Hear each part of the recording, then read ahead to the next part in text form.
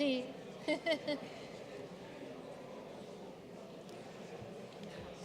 Nada. Vamos a llamar a los del ministerio. Pero que lo más seguro que tenga que ser con él. Ya.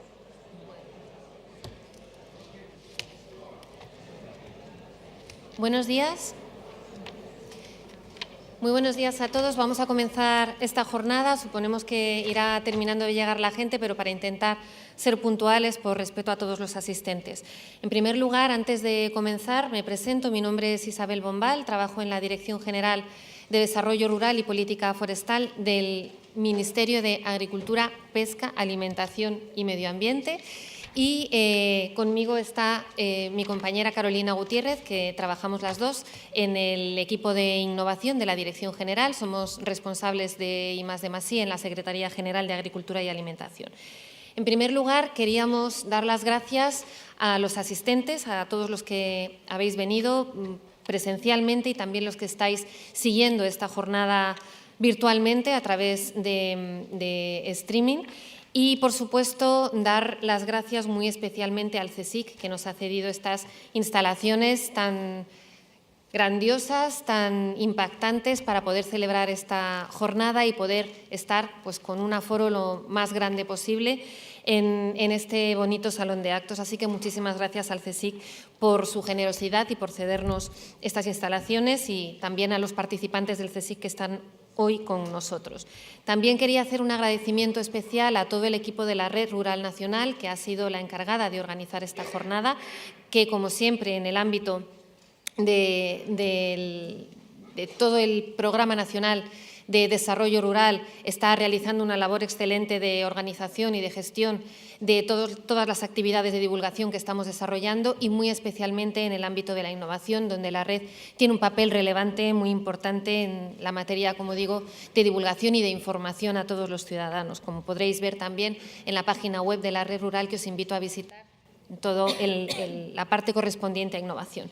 Y finalmente, por supuesto, no puedo dejar de agradecer a todo el equipo de innovación, a Carolina en primer lugar, a toda la gente que ha participado tanto en el desarrollo de las bases reguladoras como de la convocatoria, como de la puesta en marcha de esta medida y de todo lo demás, sin cuya labor no hubiera sido posible, y por supuesto a todo el equipo administrativo, tanto de la unidad de apoyo como de la Dirección General, y también a las personas que de la Secretaría General de Agricultura y Alimentación nos están ayudando y nos van a ayudar en el futuro, especialmente a José Luis Marcuello, que está hoy aquí con nosotros, que es abogado y que nos está ayudando a resolver muchas de las dudas que se van planteando en el ámbito de la puesta en marcha de estas bases reguladoras y de estas ayudas, y que después tendrá ocasión también de responder probablemente algunas de las preguntas que surjan en el debate.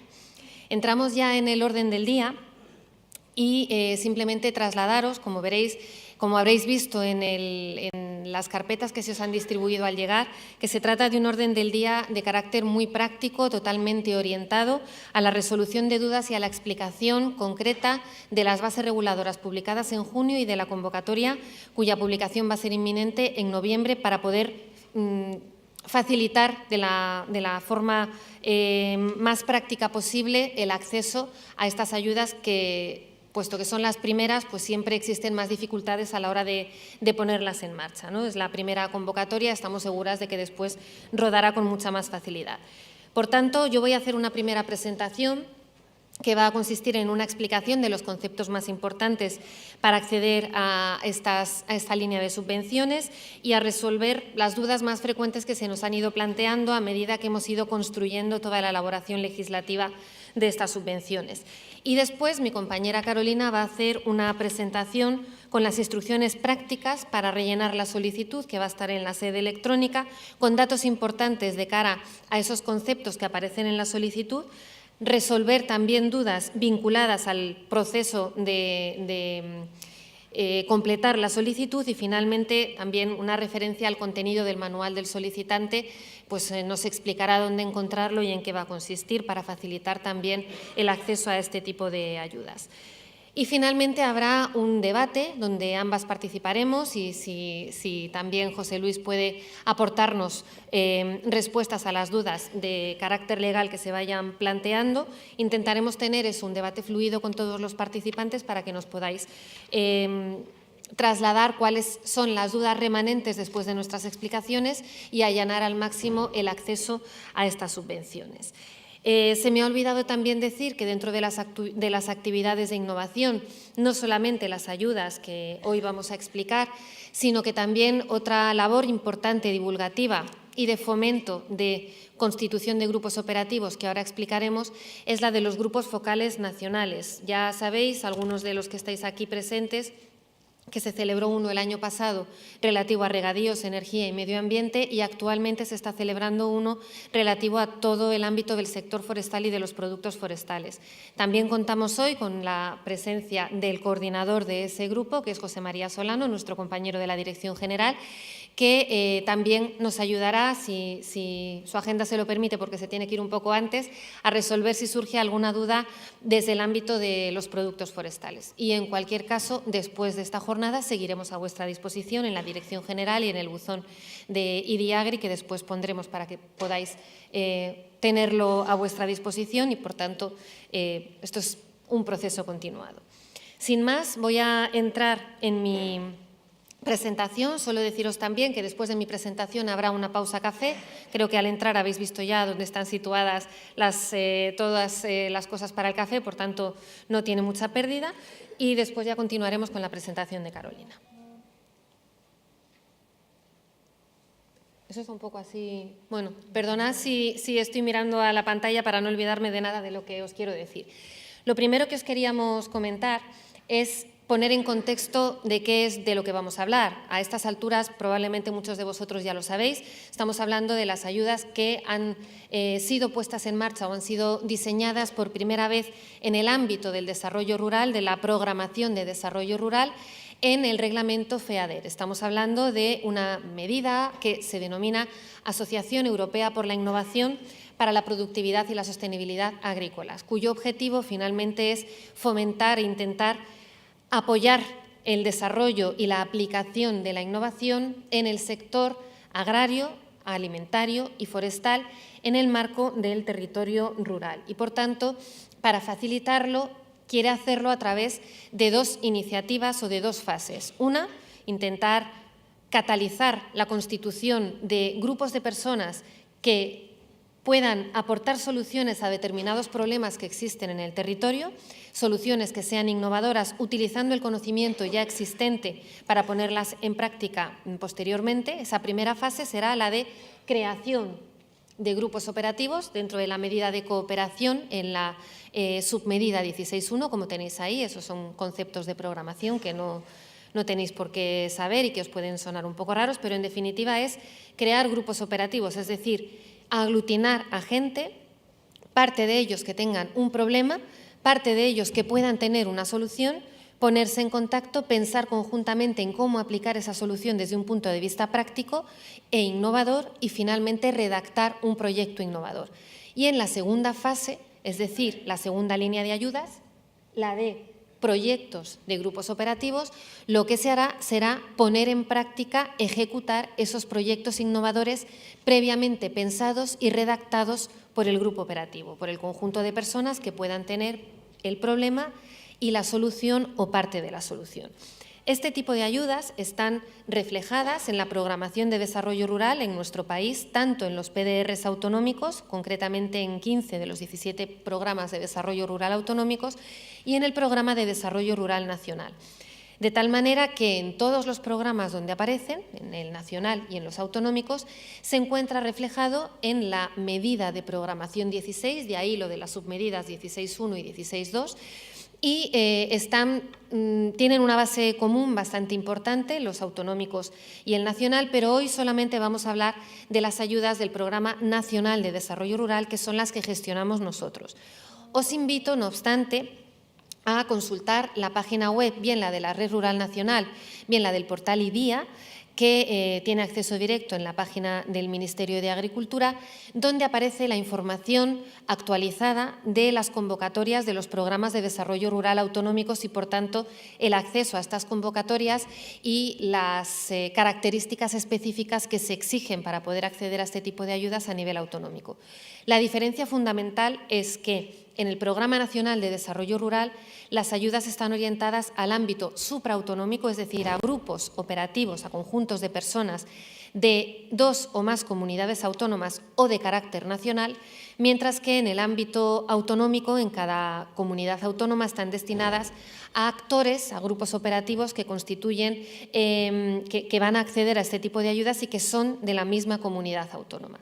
Puede haber excepciones, lo podréis ver en las convocatorias de cada programa autonómico, pero en nuestro caso tienen que ser, ahora veremos cuáles son las características de estos grupos operativos supraautonómicos. Y la segunda fase, la de ejecución de proyectos, estará destinada, en el caso del Programa Nacional, a proyectos de interés general para todo un sector, proyectos, por tanto, de ámbito nacional, de ámbito general. Y mientras que en el caso de los PDRs autonómicos estará destinada a proyectos locales o de interés para determinadas empresas o asociaciones de ámbito regional.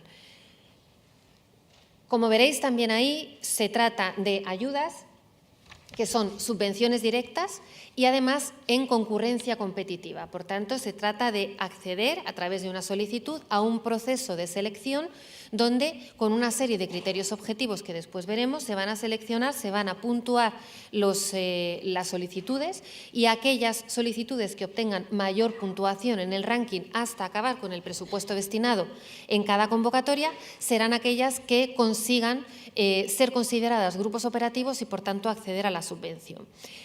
No es la única convocatoria que vamos a sacar, ni muchísimo menos. Nuestro objetivo es ir sacando hasta el final del periodo de programación una convocatoria cada año de grupos operativos y una de proyectos innovadores. Hoy nos vamos a centrar en la que tiene publicadas las bases reguladoras y la primera convocatoria va a tener una publicación inminente, que es la primera, es decir, la de creación de grupos operativos. La siguiente haremos cuantas jornadas sean necesarias, pero es mejor centrarnos primero en la primera fase.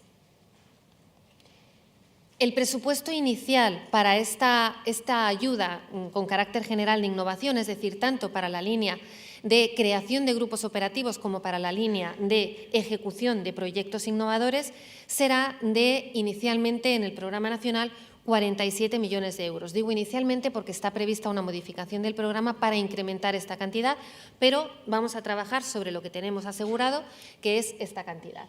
De ellas hay una cofinanciación, es decir, hay parte que proviene de fondos nacionales y parte que proviene de fondos europeos. El fondo europeo en este caso es el FEADER, lo que proviene de este fondo son 25 millones de euros, es decir, una cofinanciación al 53%, y el 47% restante son fondos nacionales. Pero eso, a efectos del solicitante, a efectos vuestros, os da igual. Estos son simplemente cuestiones de dónde obtenemos el dinero, pero a vosotros lo que os importa, lógicamente, es qué cantidad de dinero y de los gastos subvencionables, qué intensidad de ayuda, es decir, qué porcentaje de lo que pidáis os vamos a dar en el caso de obtener la ayuda. En todo ello vamos a entrar ahora. Como decía, y esto es muy importante, está destinado al sector agrario, al sector alimentario y al sector forestal. Es decir, cuando hablamos de estas ayudas tiene que haber siempre un vínculo directo a alguna de estas actividades económicas. Y si estamos hablando de ayudar a innovar, también tenemos que tener en cuenta que esta ayuda, esta orientación de estas subvenciones, tiene una gran flexibilidad. Es decir, estamos hablando de cualquier innovación en el marco de estos sectores. Cualquier innovación, es decir, cualquier actividad cuyo resultado suponga un avance o una mejora significativa en un proceso, en un servicio, en un sistema, en una empresa, etcétera. Por tanto, una visión muy amplia, no solamente una innovación tecnológica, que también, sino también innovaciones de carácter gerencial, de carácter comercial y por ejemplo, innovaciones sociales también están incluidas en este tipo de ayudas. Lógicamente, hay que tener algún tipo de limitación, es decir, algún tipo de posibilidad de identificar si la innovación que nos están solicitando entra o no entra dentro de las posibilidades de subvención que ofrecemos a través del periodo, a través de la programación, a través del programa, y, por tanto, teniendo en cuenta esta flexibilidad y esta capacidad de solicitar innovaciones para todas esas cuestiones que acabamos de ver en la anterior diapositiva, sí que es cierto que siempre hay que vincular esta innovación a la hora de presentar la solicitud, como después nos contará Carolina, a alguna de estas áreas focales. Para los que no estéis acostumbrados al lenguaje de programación de desarrollo rural, las áreas focales son, digamos que ámbitos temáticos, es decir, grandes cajones donde podemos identificar o donde podemos colocar la innovación para la cual estamos pidiendo una ayuda. Y son todas esas que aparecen ahí, que están reflejadas también en las bases reguladoras. Como podéis ver, no las voy a leer porque las tenéis en las bases reguladoras y vais a tener presente vais a tener accesible la presentación una vez que acabe esta jornada, pero como podéis ver, se trata de una serie de áreas muy amplias, es decir, de grandes cajones donde podemos identificar las solicitudes que estemos realizando, pero que van desde la sostenibilidad económica hasta la sostenibilidad medioambiental y la sostenibilidad social. Y además estamos hablando también de innovaciones vinculadas directamente al territorio y a la producción primaria, o también vinculadas a la industria y a la segunda transformación, en el área focal destinada a la competitividad, a aumentar el valor añadido y a la parte de transformación.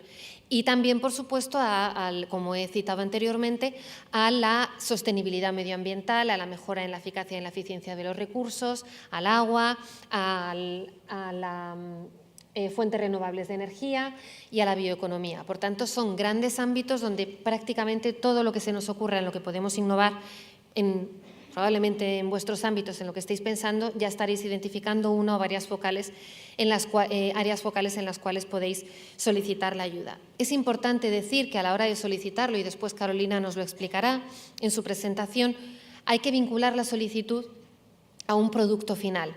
Esto puede sonar un poco extraño, puede sonar un poco difícil a veces de identificar, sobre todo en aquellos proyectos, en aquellos grupos operativos que estéis pensando que tengan más carácter medioambiental, en cuestiones energéticas, de mejor utilización de los recursos, en eficiencia, en biodiversidad.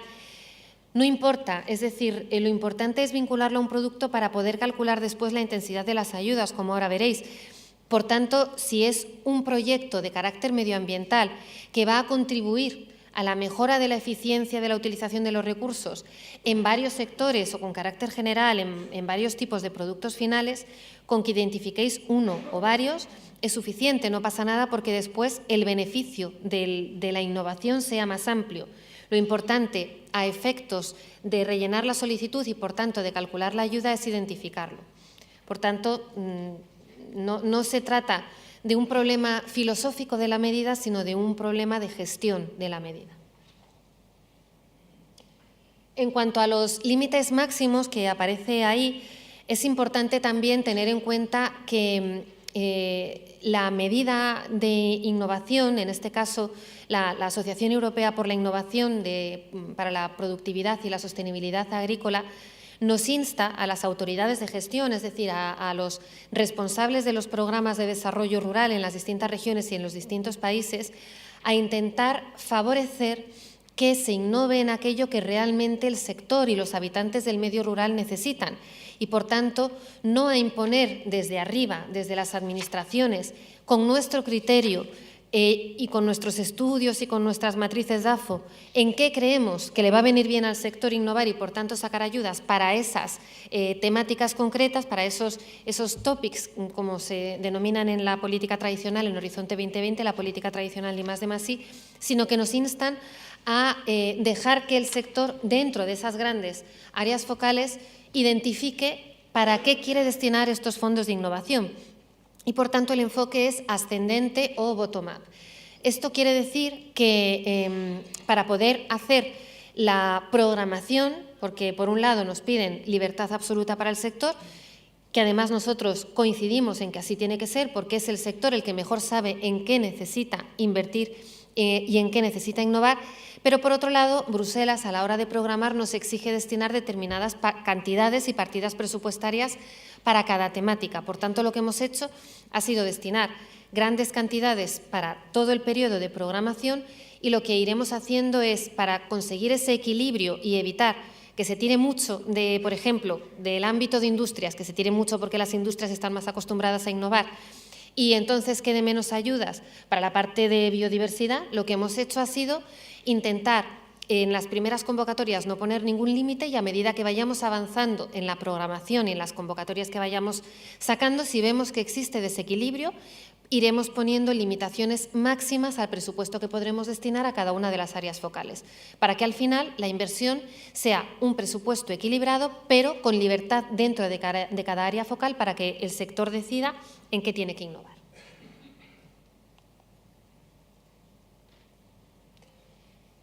Dentro de esto, casi me voy a levantar porque si no voy a estar… No sé si se me oye. ¿Se me oye bien? Bueno, voy a coger esto. A la hora de determinar las intensidades de ayuda, es importante lo que os he comentado antes de identificar el producto final. ¿Por qué? Porque hemos intentado hacer… teniendo en cuenta las limitaciones de ayudas de Estado, las limitaciones de la legislación de la Ley de Subvenciones, las limitaciones de la legislación europea. Hemos intentado hacer un Tetris, si se me permite la expresión, buscando la máxima capacidad de intensidad de ayuda dentro de estas limitaciones legales. Y por eso nos ha quedado al final la necesidad de vincular a un producto final. De tal manera que si el producto final es un producto agrícola de los que están incluidos en el anexo 1 o bien es un producto forestal, la intensidad de ayuda, es decir, hasta un máximo de 100.000 euros, como veis ahí, por cada grupo operativo. Si se presentan gastos subvencionables hasta un máximo de 100.000 euros y se justifican adecuadamente, la intensidad de ayuda será del 100%, es decir, que recibiréis el 100% de esos gastos subvencionables. La única limitación es que en ese caso, en el caso de los productos forestales, están sujetos a la legislación de minimis, que como sabéis es que a lo largo de 3 años no pueden recibir más de 200.000 euros de ayuda provenientes de los fondos públicos que sean. Por tanto, ahí habrá que hacer una declaración específica sobre minimis. Y el resto de productos, es decir, aquellos productos agrícolas que no estén incluidos en el anexo 1 del Tratado de la Unión Europea, recibirán de los gastos subvencionables que presenten un 50%. Existen una serie de límites parciales. Si tenéis las bases reguladoras que están recogidas en el Real Decreto 253 de 2016, publicado en junio, el Real Decreto es del 10 de junio, lo podéis buscar, pero ahí existe un artículo 8 en el cual existen unas limitaciones para no poder rebasar del total de los gastos subvencionables unos porcentajes determinados. Esos porcentajes son viajes, reuniones y estancias, un máximo del 20% de la subvención. Para formación, un máximo del 10% de la subvención. Ahora veremos cuáles son estos gastos subvencionables y cuáles se pueden destinar a formación. Para agente de innovación, que ahora también veremos qué figura es, un máximo del 40% de la subvención. Y en total, para subcontrataciones, un máximo del 80% de la subvención. Lógicamente, estos son límites máximos, no hay por qué alcanzarlos y tampoco hay por qué alcanzar el límite de los 100.000 euros para cada grupo operativo. Es más, es muy posible, y esto también lo recalco siempre, porque tenemos que cambiar todos el chip de las ayudas tradicionales que existen ya para innovación y que probablemente muchos habréis tenido acceso a ellas. No tenemos un presupuesto mínimo por grupo operativo. Lo que nos importa es que cada grupo operativo se adapte a las necesidades reales que va a plantear en su proyecto de innovación. Y, por tanto, si es un grupo operativo con pocos miembros, con un problema que es más sencillo de resolver, aunque sea vital para el sector, pero que no necesita ni grandes viajes, ni grandes procesos de formación, ni grandes gastos, no nos importa en absoluto, como si son 1.000 euros lo que se solicita, no se va a valorar peor. Lo que sí que se valora bien y que sí que forma parte de los criterios de selección es que el presupuesto del grupo operativo que se presente sea un presupuesto adecuado y equilibrado a las necesidades del grupo. Por tanto, más o menos a vuestro criterio y según lo que podáis justificar, pero en absoluto vamos a puntuar o a penalizar el hecho de que sea un presupuesto más bajo o que sea un presupuesto más alto dentro de los límites establecidos, es decir, hasta un máximo de los 100.000 euros. Para esta primera convocatoria de grupos operativos tenemos destinados 2 millones de euros. Como os he dicho antes, en principio lo que tenemos para todo el periodo son 47, tanto para grupos operativos como para proyectos. Para que os hagáis una idea, aunque hoy no vamos a hablar de la convocatoria de proyectos, pero nuestro criterio es destinar el grueso del dinero a la ejecución de proyectos, puesto que al fin y al cabo en esta primera fase se trata de juntarse, de pensar, de recabar la información precisa para dar respuesta y para poner en orden las ideas que tenemos y poder redactar un proyecto, y algunos gastos más que son sobre todo gastos de funcionamiento. Por tanto, estos gastos no van a ser muy voluminosos. Nuestra idea es destinar del total del dinero presupuestado en el Programa Nacional a la Innovación aproximadamente el 10% para creación de grupos operativos y el 90% para ejecución de proyectos. Por tanto, que sepáis que esta primera fase es una fase inicial, pero que después la dotación presupuestaria para los grupos, para la ejecución de proyectos innovadores por parte de grupos operativos será mucho más voluminosa. Y además, en esta primera fase no se plantean anticipos, en la segunda sí que lo planteamos. En esta primera fase de creación de grupos operativos no se plantean porque la Comisión Europea solo lo permite en el reglamento FEADER para inversiones materiales, y en este caso no son inversiones materiales. Por tanto, no va a haber anticipos, sino que se pagará el dinero de los gastos subvencionables justificados al final del proceso, una vez presentado el proyecto redactado. ¿Y qué procedimiento hay que seguir? Ahora ya vamos a lo práctico. Uy, vaya, me he ido demasiado. Aquí lo tenemos.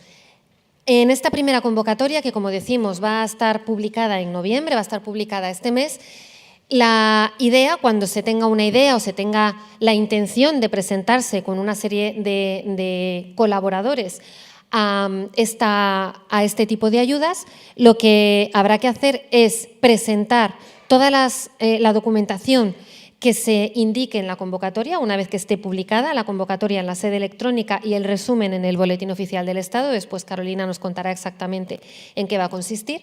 La convocatoria, como digo, estará en la sede electrónica y habrá que seguir una serie de pasos para rellenarla. Quien va a tener que rellenar esa convocatoria en nombre de todos los miembros del grupo operativo va a ser el representante del grupo operativo, que ahora veremos quién es. Esto es importante porque tenéis que saber que para constituir un grupo operativo no vamos a exigir ninguna naturaleza jurídica específica ni la constitución de ninguna entidad jurídica para constituir el grupo operativo. Esto, por un lado, para vosotros creemos que os va a dar una flexibilidad y una libertad importante, pero por otro lado hace que sea más compleja la construcción legislativa para dar respuesta a la ley de subvenciones y a todos los requisitos legales que a nosotros nos exigen para poder justificar los pagos. Por ello hemos decidido que, al igual que los consorcios, haya un representante único, que ahora veremos quién puede ser, y que va a ser el interlocutor directo con la Administración, el que se encargue de rellenar la solicitud y de presentar toda la documentación de cara a la presentación de justificación y a la obtención de pagos.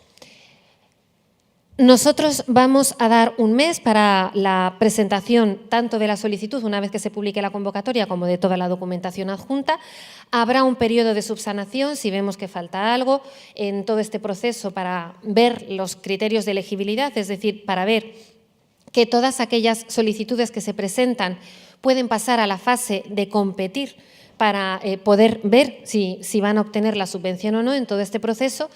También nos va a ayudar la dirección técnica, cuya directora Guadalupe está aquí con nosotros, y Carmen también está aquí tomando nota porque saben que les espera también un proceso arduo de trabajo y colaboración con nosotros.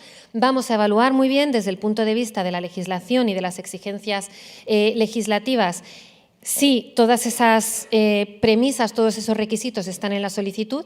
En caso de que falte algo, habrá, como digo, un periodo de subsanación de 15 días que daremos oportunidad al solicitante para subsanar los posibles errores, y una vez cerrado este periodo de subsanación, directamente pasamos a la fase de selección, es decir, todos aquellos que hayan presentado toda la documentación exigible legalmente, entran a la concurrencia competitiva.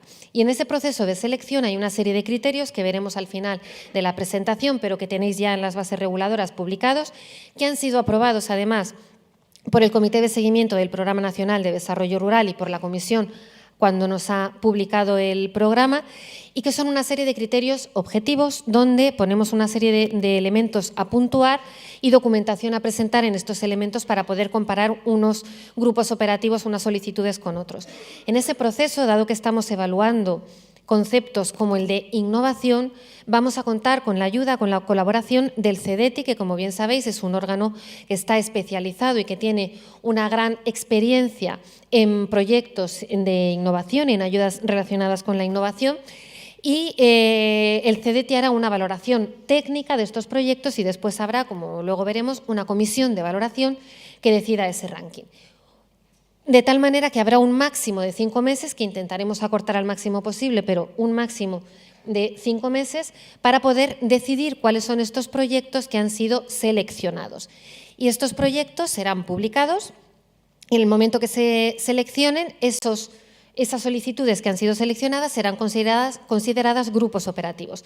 Desde el momento de resolución, es decir, desde el momento en que termine esa fase de selección hasta el momento en el que haya que presentar toda la documentación, todo el trabajo del grupo operativo, habrá un máximo de 4 meses, pero el trabajo se puede empezar a hacer desde el momento de la solicitud.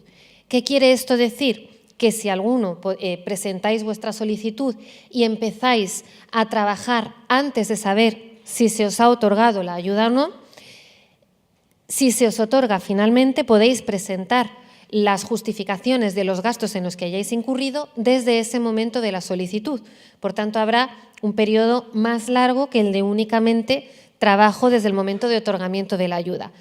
Riesgo de esto, que finalmente no se os otorgue la solicitud e incurráis en gastos. Eso cada uno puede asumir el riesgo que considere oportuno. Y finalmente, por tanto, habrá la presentación del proyecto y la justificación de los gastos y se pagará convenientemente a cada uno de los grupos operativos los gastos subvencionables correspondientes. Puede haber miembros en el grupo operativo que no sean españoles, esto también está reflejado en las bases reguladoras. En ese caso puede haber 2 situaciones. Uno, que sean, bueno, es que estoy adelantándome. Antes de hablar de los miembros no españoles, vamos a hablar de los miembros españoles, que va a ser la inmensa mayoría de los casos. Tipos de miembros del grupo operativo. Hemos dividido los miembros en 3 categorías en función del vínculo y también de las obligaciones que tengan, de los derechos y de las obligaciones que tengan. Puesto que no exigimos entidad jurídica, como ya hemos dicho, en el grupo operativo, sí que exigimos que presenten en el momento de la solicitud, que después nos contará Carolina, un documento donde se establezca claramente cuál es el papel de cada uno de los actores del grupo operativo, cuáles son sus derechos, cuáles son sus obligaciones y, en función del trabajo que vayan a realizar, cuál es la prestación económica estimada. En este tipo de miembros existen, como digo, dentro del grupo operativo, 3 categorías en función de su naturaleza con respecto a la ley de subvenciones. Una, que son, digamos, el núcleo duro del grupo operativo, son los miembros solicitantes. Estos son los miembros que realmente van a ser beneficiarios de la subvención directa que vamos a otorgar, y que, por tanto, se consideran beneficiarios según la ley de subvenciones y son los que realmente van a solicitar la ayuda. El resto de miembros o irán contratados o irán como colaboradores, pero no son solicitantes de la ayuda. Por tanto, en realidad, para constituir un grupo operativo hace falta que al menos haya 2 miembros solicitantes. Después puede haber o puede no haber, según la naturaleza del grupo y la necesidad que tenga cada uno, miembros subcontratados y miembros colaboradores. Pero como mínimo tiene que haber 2 miembros solicitantes, porque según la ley de subvenciones quien solicita la ayuda son agrupaciones. Por tanto, como mínimo beneficiarios tienen que ser 2. ¿De acuerdo? Esto es importante porque luego veremos quiénes pueden ser solicitantes y quiénes no. De entre ellos habrá que nombrar al representante, que es el que hemos comentado anteriormente, que tiene que tener la interlocución permanente con la Administración y presentar toda la documentación, rellenar la solicitud, presentar las justificaciones de pago, etc. Un segundo nivel serían, y estos son opcionales, los miembros subcontratados, que tienen que ser contratados no necesariamente por el representante, sino por alguno de los miembros solicitantes, por tanto, alguno de los miembros del núcleo duro, ¿vale? Son esenciales para el desarrollo del futuro proyecto, tienen un papel tan relevante como cualquiera de los miembros solicitantes, pero su aportación tiene que ir por la vía de la contratación. Y en caso de que exista agente de innovación, que ahora veremos qué es una figura especial, también opcional, voluntaria, que puede existir y que se facilita en esta medida. Si existe, también tiene que ser subcontratado y tiene que encargarse de la redacción del proyecto.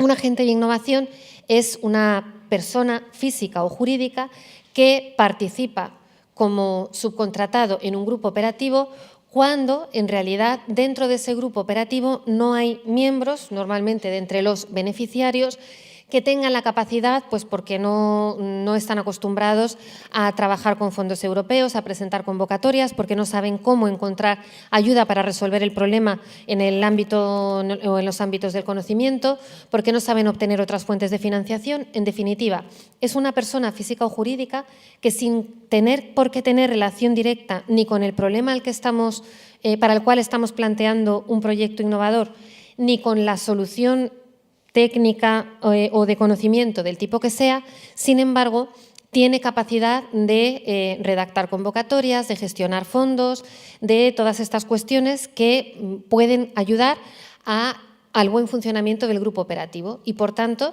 se le subcontrata. Y después, una vez que realiza su trabajo y que redacta su proyecto, no tiene por qué pasar a la siguiente fase, aunque también podría hacerlo, como ahora veremos. Como digo, es opcional. Las funciones del agente de innovación las puede realizar perfectamente otro miembro del grupo operativo que no esté subcontratado y que sea solicitante si tiene conocimiento, si tiene experiencia, si tiene la capacidad. Y los gastos subvencionables van a ser exactamente igual y van a ir al mismo porcentaje, como hemos visto en una diapositiva anterior. Por tanto, es opcional tenerlo o no tenerlo. Ahora veremos, en caso de tenerlo, qué es lo que hay que presentar. Finalmente tenemos los miembros colaboradores, es decir, son aquellos que les puede interesar formar parte del grupo operativo porque les interesa la temática, porque les interesa que se ponga en marcha algo, pero no tienen contraprestación económica porque no van a realizar ningún trabajo por el cual tengan que obtener ninguna remuneración. Simplemente les interesa por interés, conocimiento, experiencias, etcétera, y pueden participar de esa manera. Por tanto, estos, al no tener contraprestación económica y no ir a recibir ni directa ni indirectamente subvención de fondos públicos, van a tener muchas menos obligaciones y mucha menos documentación que presentar ante la Administración, aunque formen parte del mismo grupo operativo. Y como decía, los miembros del grupo operativo que no sean españoles tenemos dos opciones. Uno, si van como subcontratados o como colaboradores, van sin limitaciones, puesto que se trata de una contratación y directamente el beneficiario no van a ser ellos y, por tanto, no hay problema ninguno. Y otra opción es que sean miembros solicitantes. Esto puede ocurrir, por ejemplo, estoy pensando en el caso de grupos operativos transfronterizos. Tenemos muchos problemas comunes, por ejemplo, en el sector forestal con Francia o con Portugal. Problemas u oportunidades. También podemos querer hacer pues, oportunidades, por ejemplo, con denominaciones de origen supranacionales que tengan que abordar un problema conjunto o una oportunidad de comercialización conjunta con otro país. En consecuencia, podríamos tener el caso de solicitantes. En ese caso, podemos considerarlos como miembros del grupo operativo siempre y cuando en el programa de desarrollo rural de su país o de su región, según el país en el que esté previsto el mismo procedimiento de cooperación que en el nuestro, que es que los gastos que son comunes los pagamos a medias y que los gastos que se atribuyan a ese miembro de otro país los paga el propio país. Por tanto, en ese caso, tendríais que ver si realmente el otro país tiene este mecanismo o no lo tiene. Ya os adelanto, porque Portugal es uno de los casos que puede ser más normal que ocurra, que Portugal sí que lo tiene y, por tanto, con Portugal sí que podríamos tener grupos operativos de estas características. De entre los miembros solicitantes, ¿qué características tienen que cumplir? Es decir, el núcleo duro, si os acordáis, aquellos que son beneficiarios directos de la subvención y que tiene que haber al menos 2 miembros solicitantes. Pues tienen que ser personas físicas o jurídicas de entre los siguientes perfiles. 1, que sea del sector agroalimentario o forestal. Esta es la única exigencia porque al menos, el resto son voluntarios, pero al menos tiene que haber un miembro físico o jurídico que sea de alguno de estos sectores, entendiendo por sector agroalimentario o forestal toda la cadena en ambos casos, ¿no? Es decir, agricultores, ganaderos, silvicultores, organizaciones representativas de alguno de ellos, organizaciones interprofesionales, empresas, industrias, organizaciones representativas de empresas e industrias, etc. Otra posibilidad, otro de los posibles miembros, son miembros del sector investigador o del conocimiento, universidades, tecnólogos, entidades de I+D+I, asesores, plataformas tecnológicas, etc. Y, finalmente, otros posibles miembros que pueden tener una relevancia igual de significativa, como puedan ser organizaciones no gubernamentales, grupos de acción local o cualquier otro actor que pueda desempeñar un papel relevante a la hora de desarrollar el trabajo del grupo operativo. En las bases reguladoras habréis visto que no se menciona si la naturaleza tiene que ser pública o tiene que ser privada. Esto es porque las limitaciones que tenemos no son de carácter filosófico de la medida, es decir, nosotros no tenemos ningún problema en que haya miembros públicos, privados, de naturaleza empresarial o sin ánimo de lucro, sino que las únicas limitaciones que tenemos son las limitaciones de las partidas presupuestarias que nos son asignadas cada año en los presupuestos generales del Estado para poder afrontar los gastos en los que incurramos con estas subvenciones. Por eso, convocatoria a convocatoria, iremos identificando quiénes pueden ser o cuáles son las limitaciones en cada caso. Y ahora veremos, en el caso de la convocatoria 2016, en la que vamos a sacar ahora, cuál es la situación. Los requisitos, en cualquier caso, siempre, esto sí que en todas las convocatorias que saquemos van a estar, es, como ya he dicho, que al menos uno sea del grupo A, es decir, del sector agroalimentario o forestal, pero no es obligatorio ninguno de ellos en concreto, ni agricultores, ni industrias, ni lo que queráis. O sea, lo importante es que, lógicamente, si estamos hablando de enfoque ascendente para ayudar a innovar al sector, pues que el sector esté representado en cada grupo operativo, independientemente de la naturaleza del trabajo que estemos abordando. Y después el carácter supraautonómico, por lo que hemos dicho antes, de limitación con las competencias de las comunidades autónomas. ¿Qué posibilidades hay ahí? Que los miembros de la agrupación, estamos hablando siempre de los solicitantes, de los beneficiarios, sean de distintas comunidades autónomas, o bien que haya alguno de carácter nacional, alguna asociación de asociaciones, etcétera, que en ese caso, si es de carácter nacional, ya garantiza el carácter supraautonómico independientemente de que los demás miembros incluso tengan la sede social en el mismo sitio donde lo tenga la asociación de carácter nacional. Algunas de las dudas más frecuentes que nos habéis ido planteando a la hora de abordar las bases reguladoras y a medida que hemos ido haciendo jornadas durante los últimos 2 años, las hemos intentado recabar aquí y las hemos intentado resolver. En primer lugar, la limitación que he dicho ya de lo de las partidas presupuestarias. En este caso, en la convocatoria 2016, para poder ser solicitante, podremos ser bien entidades, personas físicas o jurídicas de naturaleza privada o asociación de ellas, aunque las asociaciones no tengan naturaleza privada, no tengan ánimo de lucro, o asociación de asociaciones, etcétera.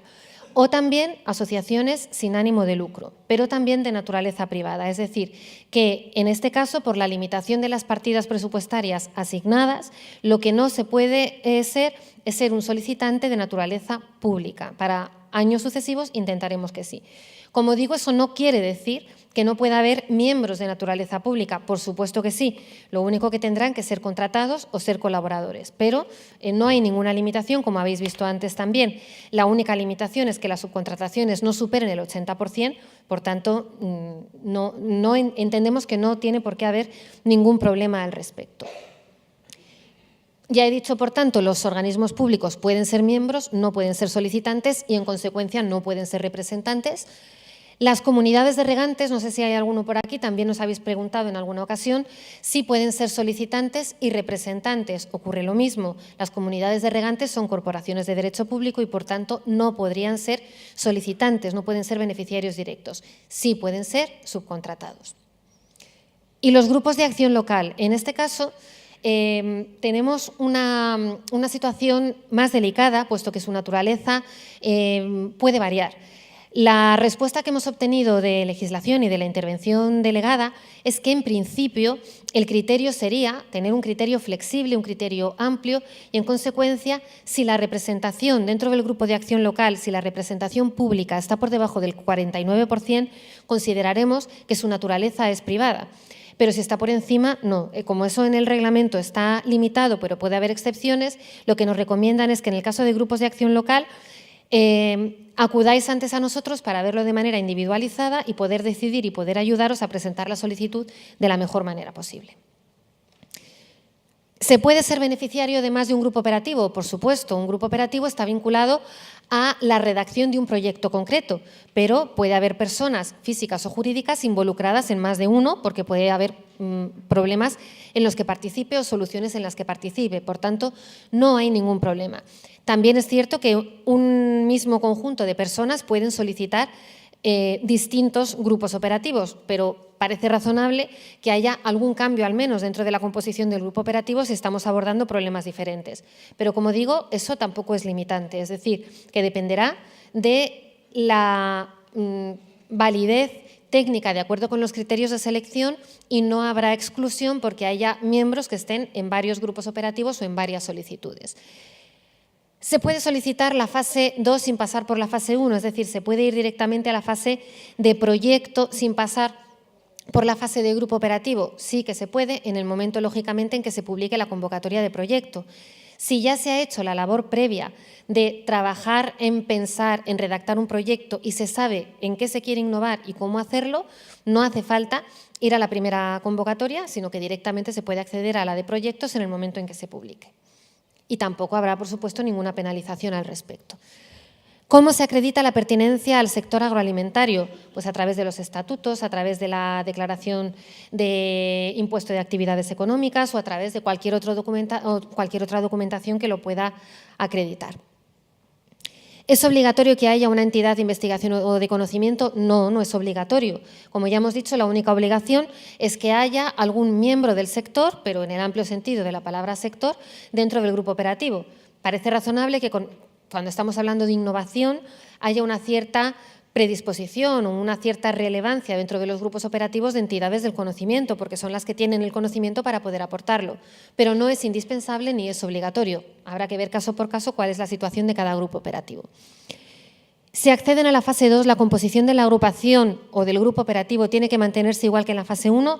No necesariamente. A lo largo del proceso del grupo operativo, de la primera fase, podemos detectar, podemos llegar a ver que hace falta meter algún miembro que vemos que va a ser interesante para la ejecución del proyecto o, al contrario, puede que algún miembro que ha sido importante a la hora de redactarlo ya no sea necesario en la segunda fase.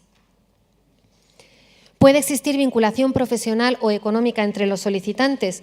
Sí, puede existir, pero siempre es necesario que al menos haya independencia, tanto profesional como económica, en al menos dos de los solicitantes. Por tanto, cada situación variará y en función del número de miembros del grupo operativo variará, pero al menos tiene que haber independencia entre dos de los solicitantes. Pasamos al representante. Como hemos dicho antes, el representante tiene que ser uno de los solicitantes y además tiene que ser una persona jurídica. Esto también es por las limitaciones presupuestarias. En este caso, el representante, en la convocatoria 2016, el representante solamente puede ser o una entidad de naturaleza privada o una asociación de entidades de naturaleza privada o asociación de asociaciones, aunque éstas no tengan ánimo de lucro. Pero no puede ser una entidad sin ánimo de lucro. Por tanto, de los que estáis aquí ya iréis identificando quiénes podéis ser solicitantes, pero de entre ellos, no todos, podréis ser representantes. tiene que tener poderes para representar a los demás miembros, después Carolina nos explicará cómo y en qué consisten esos poderes y cómo hay que presentarlos, es el interlocutor único con la Administración y el perceptor de la subvención, que después tendrá que repartir entre los demás solicitantes de acuerdo con lo que pone en ese documento vinculante que hay que presentar con la solicitud, que recoge los derechos y las obligaciones de cada uno de los miembros del grupo operativo. Algunas de las dudas más frecuentes: ¿debe el representante efectuar todos los gastos y pagos? No. Los gastos y pagos tienen que ser efectuados por alguno de los solicitantes, pero independientemente de que sea o no sea representante. Después se justifican, es el representante el que los presenta ante la Administración, pero no necesariamente el que incurre en ellos. ¿Puede ser representante una federación o asociación de empresas? Por lo que acabamos de decir, sí puede serlo, siempre que sea una asociación o federación de empresas de naturaleza privada, lógicamente, aunque no tenga ánimo de lucro esta asociación o federación. Un grupo de acción local es lo que acabo de explicar en la diapositiva anterior. Una organización sin ánimo de lucro, una ONG, una organización no gubernamental, no puede ser en esta primera convocatoria representante, sí que puede ser solicitante, intentaremos cambiarlo para futuras convocatorias. Y una comunidad de regantes, por lo que hemos dicho antes, no puede ser solicitante, por tanto, no puede ser representante. Y además, también nos preguntan, ¿el representante también tiene que ser necesariamente el coordinador técnico? No. El representante tiene las funciones que acabamos de decir, pero puede haber otro miembro del grupo que se encargue de la coordinación técnica de la redacción del proyecto. Por tanto, no necesariamente tienen que coincidir. El agente de innovación, ya he explicado antes en qué consiste, ya hemos dicho que es de carácter totalmente opcional y en el caso de que exista tiene que ser siempre subcontratado y elegido por los miembros de la agrupación, es decir, elegido por los solicitantes. No hay que reconocerle previamente por la Administración, es decir, no vamos a exigir ni una titulación como agente de innovación específica, ni estar registrado en ninguna base de datos de agentes de innovación.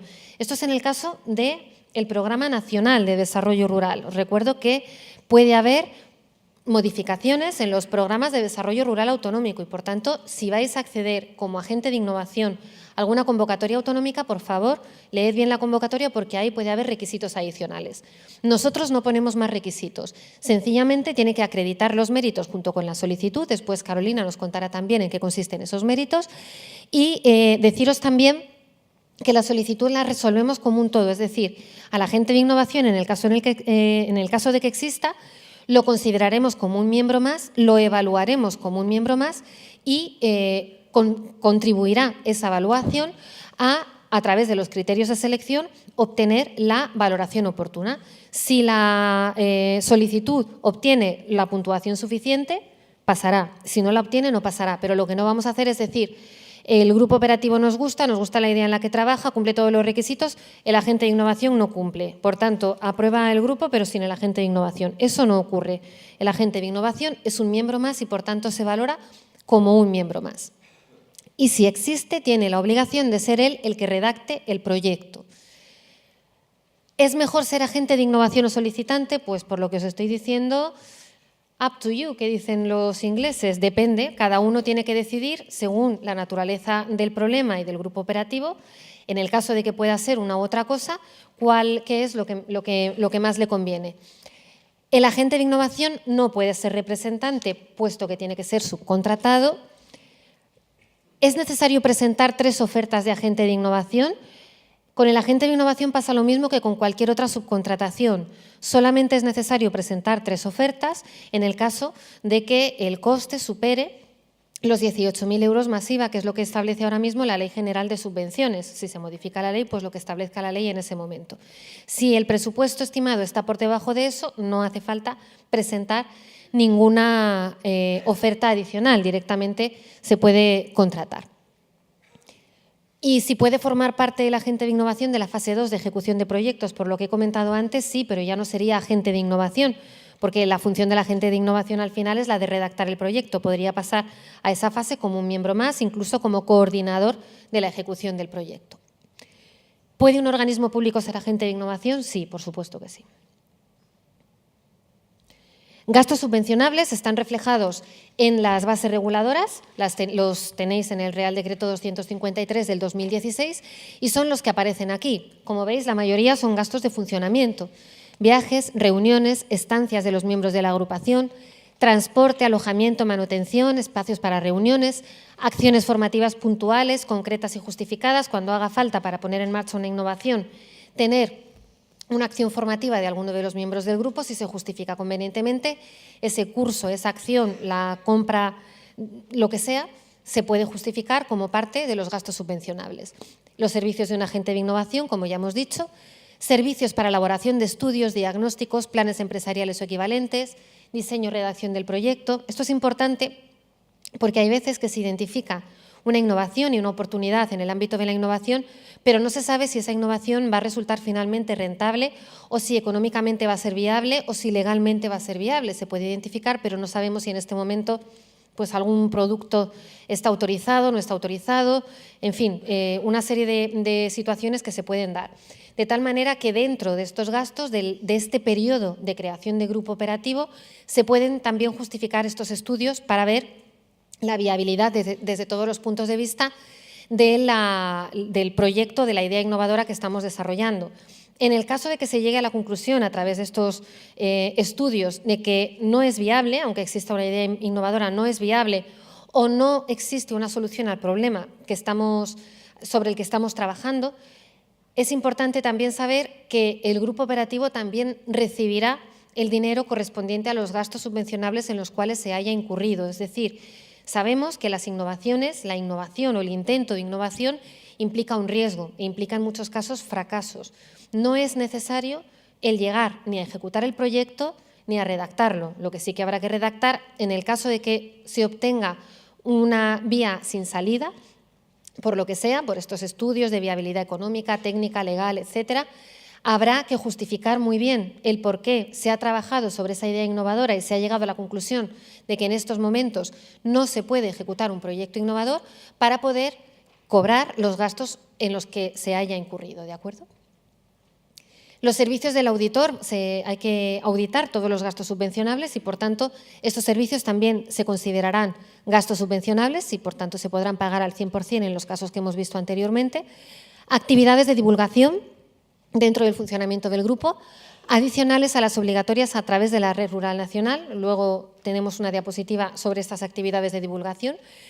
Y las retribuciones salariales de personal propio de los miembros de la agrupación cuya actividad haya sido efectivamente dedicada al proyecto. Evidentemente, estas ayudas son finalistas, son de carácter práctico y solamente vinculadas al desempeño de la tarea dentro del grupo operativo. Por tanto, en ningún caso están destinadas a financiar estructuras ni a ser un complemento salarial a otras actividades previamente existentes. Esto es muy importante y lo avisamos porque lo vamos a mirar muy bien a la hora de poder justificar los gastos.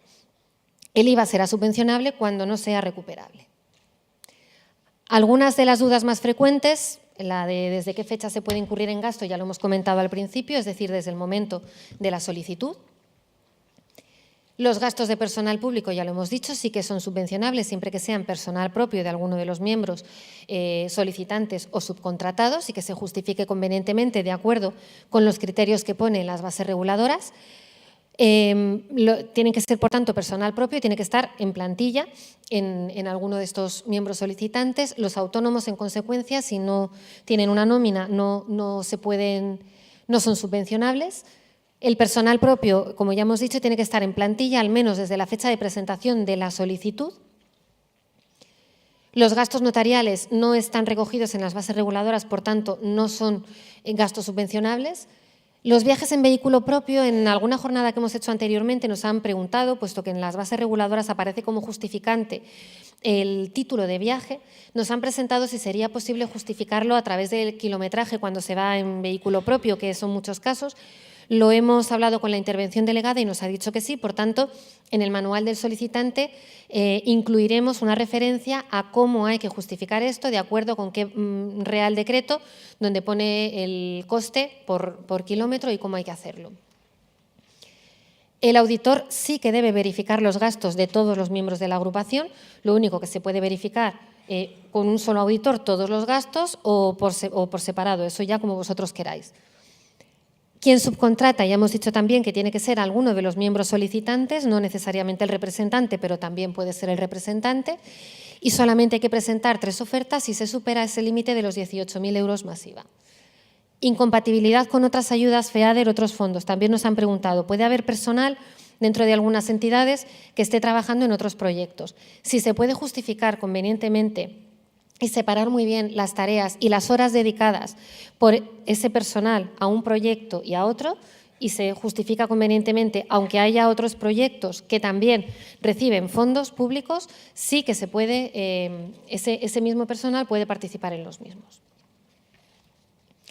Aquí no lo vais a ver muy bien desde detrás, pero no importa porque son los criterios de selección que aparecen claramente reflejados en las bases reguladoras y en la convocatoria. Por tanto, solamente deciros que son 3 grandes ámbitos de criterios de selección que aparecen puntuados y se dice qué es lo que hay que presentar en cada caso. El primero de los ámbitos corresponde a la composición del grupo operativo, es decir, que sea una composición adecuada a la hora de poder abordar el problema o la oportunidad a través de la innovación de la que estamos hablando. Si estamos hablando del sector del vino, pues que si hay una entidad del conocimiento sea una entidad que conoce bien ese sector. Si estamos hablando de agente de innovación, que sea un agente de innovación que conoce bien al sector al que nos estamos dedicando, etcétera. El segundo bloque es el del objetivo del grupo operativo propuesto, es decir, si el objetivo realmente se trata de abordar un tema que es esencial para el funcionamiento del sector, que va a poder llegar a una mayor cantidad o al número de beneficiarios, cuantos más mejor, etcétera. Y el tercero es el presupuesto, que como os he dicho antes es la adecuación del presupuesto estimado a las actuaciones que previsiblemente va a desarrollar el grupo. La evaluación de las solicitudes, ya os he comentado que el CEDETI realizará la evaluación técnica y después habrá una comisión de valoración constituida por miembros de la Administración, tanto autonómica como nacional, tanto de nuestro ministerio como de este ministerio, del Ministerio de Economía y Competitividad, puesto que tienen un papel muy relevante y un conocimiento de los ámbitos de I+D+I muy importante y muy significativo. Y la divulgación, esto también es importante, es obligatorio divulgar los resultados del grupo operativo. También va a ser obligatorio divulgar los resultados de los proyectos, pero eso ya lo veremos más adelante y hasta dónde podemos divulgar o no podemos divulgar. En este caso, en la del grupo operativo, lo que vamos a divulgar al final es realmente la idea en la que estamos trabajando, en principio, quiénes estamos trabajando en ella y qué tipo de innovación pretendemos abordar. Y al final del proceso, cuando se presente la redacción del proyecto, qué tipo de proyecto hemos redactado y que después ejecutaremos. Por tanto, la información no es una información excesivamente precisa ni prolija, pero habrá que darla en 2 momentos. Uno, finalmente hemos sido seleccionados y vamos a recibir la ayuda, es decir, la resolución ha sido favorable con respecto a nuestra solicitud de grupo operativo, se nos darán 2 semanas para rellenar una ficha resumen muy sencilla que habrá en la sede electrónica, que después Carolina os contará, que es una ficha resumen del proyecto, eso, en qué idea estamos trabajando, quiénes somos y hacia dónde queremos ir. Y una vez que se presente la redacción del proyecto, también habrá que rellenar cuál ha sido el resultado de nuestro trabajo, pues hemos redactado un proyecto que va por esta línea, es decir, una información muy sencilla. Con eso cubrimos los requisitos obligatorios y lo que habrá que hacer es dar permiso, que estará implícito a la hora de rellenar la solicitud, para poder divulgar estas fichas resúmenes en la Red Rural Nacional, en el portal IDIA, que es el portal de innovación del Ministerio, y en la red europea de la Comisión. Si se quieren hacer actividades más allá de esto, es decir, se quiere, por ejemplo, pues el grupo operativo o miembros del grupo operativo quieren presentar el trabajo en el que están trabajando en jornadas, en congresos, quieren hacer material didáctico para trasladar a sus afiliados, etcétera, etcétera, etcétera. Todo eso es divulgación adicional a la obligatoria, en cuyo caso, si se prevé en la solicitud, en el presupuesto, también es subvencionable al 100%, es decir, no os costará nada y podéis incluirla dentro de la solicitud, justificando convenientemente los gastos en los que se hayan incurrido al final del proceso. Pues nada más por mi parte, espero que, aunque la información es muy densa, hayan quedado claras muchas de las cosas que se nos han ido planteando. De todas formas, el movimiento se demuestra andando y estoy segura de que en el momento en que ahora Carolina nos explique, después del café, cómo rellenar la solicitud, cuáles son los datos que hay que presentar, qué tipo de poderes, de documentos, si son originales, si no son originales, todas estas cuestiones, os irán surgiendo más dudas. Creemos que es mejor que ella haga su presentación porque probablemente de las cosas que yo he dicho, si os queda alguna duda, ella podrá resolverlas desde el punto de vista práctico al rellenar la solicitud y después, por supuesto, tendremos un tiempo muy amplio para debate, para resolver dudas y para intentar recoger también todas las propuestas que nos hagáis desde aquí para intentar facilitar al máximo el acceso a estas ayudas. Muchísimas gracias por vuestra atención y fuera creo que está el café dispuesto. Gracias.